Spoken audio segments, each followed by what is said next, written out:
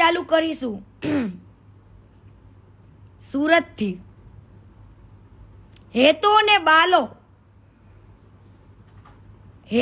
બાલો કોણ ખબર છે?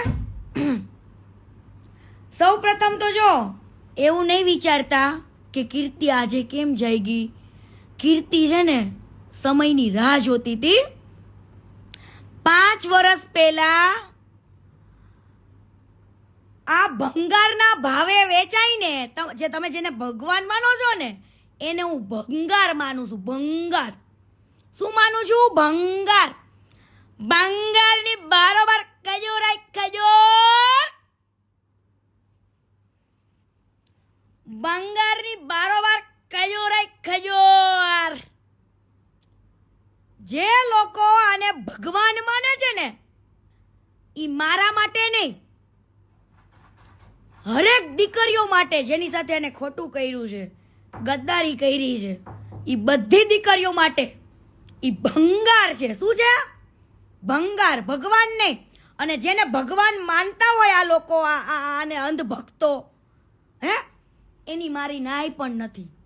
તમે અંધ ભક્તો આંખમાં મસાલો નાખીને આ ભંગારને ભગવાન માનો ને, એમાં કીર્તિ પટેલને કઈ વાંધોય નથી। મને વાંધો હોત ને તો બોલે, પણ હવે પાણી છે ને માથા ઉપર ચડી ગયું। ક્યાં?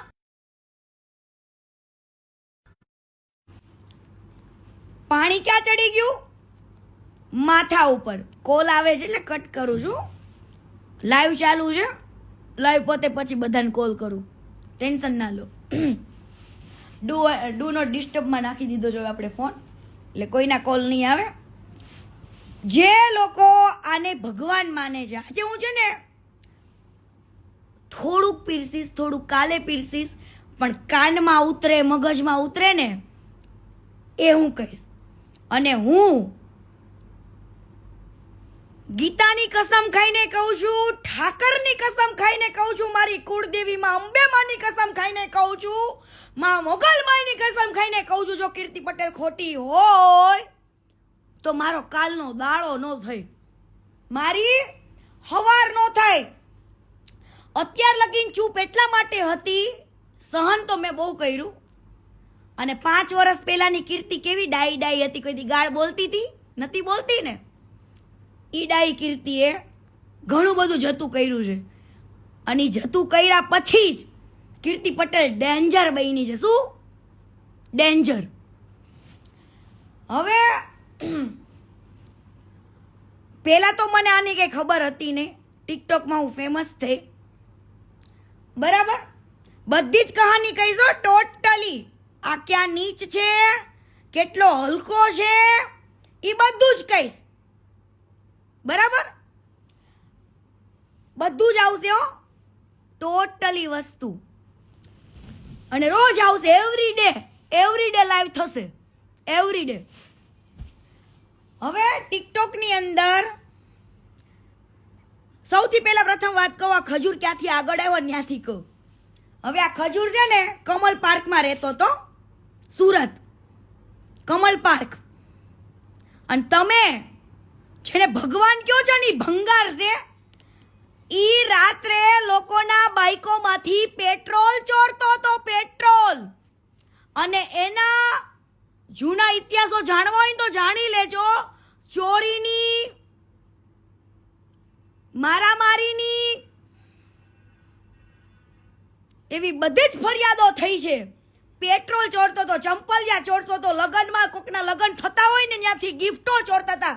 આ હેતો ને બાલો કોણ? આ હેતો ને બાલો, ચંપલ ચોર, પેટ્રોલ ચોર, કોકને ત્યાં લગન થતા હોય ત્યાં ગિફ્ટો ચોર। અને ચોરી કરીને એક દિવસ બધા ભાઈબંધો વચ્ચે ઝઘડો થયો તો, બરાબર? એક છોકરો પાણીમાં પડીને મરી ગયો તો કે મારી નાખવામાં આવ્યો તો આજ દિવસ સુધી કોઈને ખબર પડી નથી। અને આજે પણ ભંગાર, તારા જે પિતાશ્રી છે ને જાની દાદા, એની આજે પણ રિસ્પેક્ટ કરું, કેમ કે એમના વખાણ બહુ સાંભળ્યા છે માર્કેટમાં. જાની દાદા એવું કહેતા, જાની દાદા ખુદ એવું કહેતા કે આની કરતા પથ્થરા જૈનમાં હોત ને તો સારું હતું. એટલા હરામીના પેટના છે, હરામીના પેટના. રાતોરાત જ્યારે છોકરાઓ મરી ગયો ને ઈ પછી આના ઉપર પોલીસ કેસ ને કેટલું થયું. આને બ્રાહ્મણ સમાજમાં કોઈ વેલ્યુ જ નથી. આની બ્રાહ્મણ સમાજમાં કોઈ વેલ્યુ નથી. જેને તમે ભગવાન માનો છો ને એને હું ભંગારના ભારોભાર માનું છું. ભંગાર, અને હું નહીં, કેટલાય લોકો મારે છે જેટલા એની સાથે કામ કરી ચૂક્યા છે બધા. અને જેને કામના નામે લાવીને જેને ખોટી રીતના યુઝ કર્યો છે, કોમ્પ્રોમાઇઝ કર્યો છે ને, એ બધાની હાયો અડી ગઈ છે. હવે આને એની બધાની હાયો અડી ગઈ છે. ટર્ન બાય ટર્ન બધાના કોન્ટેક્ટ થઈ ગયા છે. હવે ટર્ન બાય ટર્ન રોજ આવશે લાઈવમાં. રાતોરાત સુરત છોડવું પડ્યું હતું. આ લોકોને ખૂબ માર્યા હતા અને રાતોરાત સુરત મૂકવું પડ્યું હતું. રાતોરાત કાઢી મૂક્યા હતા અને બારડોલી જઈને એ શિફ્ટ થયા હતા. જાની દાદા એટલે બહુ સારા એવા વ્યક્તિ હતા. એમની વાત થાય ને એટલી ઓછી છે એવા હતા. પણ આ નખોત ખાડે ને એવા હતા બેઉ. ઈ તો ઇતિહાસ બધા પોલીસ સ્ટેશન ખબર જ છે કે પેટ્રોલ ચોરતા, બધું ચંપલા બ્રાન્ડ બધાના ચોરી લેતા, ગિફ્ટો ચોરતા, મારા મારીઓ કરતા, ગુંડાગીરી કરતા. એ બધા છે જ ઇતિહાસો, એમાં કઈ નવાઈ નથી. કદાચ બીજી જગ્યાએ તારી વેલ્યુ હશે પણ તારા સમાજમાં ને મારા સુરતમાં તારી આટલી વેલ્યુ નથી. બધા જાણે જ છે. હા, અને ચોરી કરીને ઈ બહુ મોટી વાત નથી. હાલ ભાઈ તે તારી મજબૂરીમાં ચોરી કરી હશે, પેટ્રોલની જે તે કરો, લગ્નમાં ગિફ્ટો ચોરવાની, પૈસાની, બધી જ બરાબર. ઈ તારી મજબૂરી હશે નાનપણમાં કે તારી જવાનીમાં. તું તો અત્યારે ગઈઢો ડોહો છું, હું છું ડોહો. હા, એટલે કદાચ ચોરી કરવી ને એ વસ્તુ સાઈડમાં રાખી દો. હા, ચોરી કરી કદાચ સાઈડમાં રાખી દો. હવે આ વ્યક્તિ જતા રહ્યા બારડોલી ગયા અને પછી એ ત્યાં આગળ સેટલ થયા. આ બે ભાઈઓ મુંબઈ ગયા ફિલ્મ સિટીમાં કામ કરતા. ફિલ્મ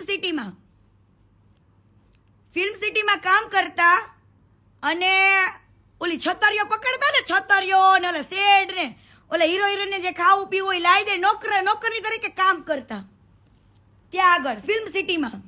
હું ખુદ ગયેલું છે આ લોકો હારે ફિલ્મ સિટીમાં. બરાબર, એવા કામ કરતા. ન્યાય કેટલાય ગોડાડા કરેલા છે આ લોકોએ. ફિલ્મ સિટીમાં પણ અમને કાઢી મૂક્યા હતા. બરાબર, ત્યાં આગળ મુંબઈથી આને એક છોકરીને પટાવી, વિધિ ભાભી, જેની કદાચ કોઈને ગુજરાતમાં ખબર હોય કે ના ખબર હોય, પણ હું તો એમના હાથનું જમેલી છું, ખાધેલું છે મેં પૂનામાં, મને તો ખબર હોય ને વિધિ ભાભીની.